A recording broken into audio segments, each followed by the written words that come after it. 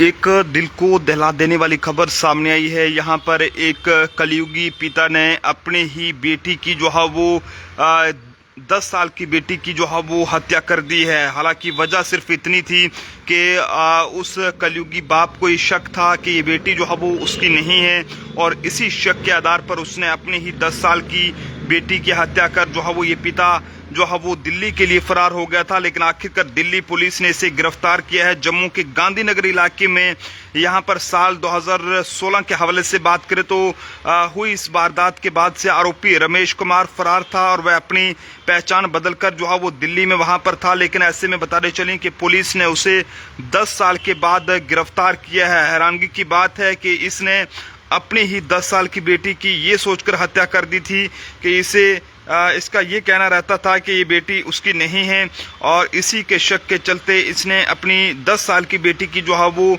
बेरहमी से जान ले ली। हालांकि गांधीनगर इलाके में साल 2016 में ये पूरी वारदात हुई थी। रमेश कुमार नाम का ये आरोपी बाद में फरार चल रहा था और वो अपनी पहचान को बदलकर दिल्ली में वहां पर रह रहा था। लेकिन पुलिस ने उसे 10 साल के बाद गिरफ्तार किया है। दिल्ली पुलिस की माने तो उनका ये कहना है कि रमेश कुमार नाम का ये आरोपी, जो कि मूल रूप से मध्य प्रदेश के छतरपुर जिले का रहने वाला है, और वारदात के वक्त वह जम्मू में यहाँ पर जो है वो काम करता था लेबर के तौर पर। और एक ये कहें कि रमेश को ये शक था कि वह बच्ची जो है वो उसकी पत्नी उसकी माफ कीजिएगा, रमेश नाम के इस व्यक्ति को ये शक था कि यहाँ पर वह बच्ची जो है वो उसकी अपनी बायोलॉजिकल बेटी नहीं है, और इसी शक के चलते उसने अपनी ही 10 साल की बेटी के सिर पर डंडे से वार कर दिया था।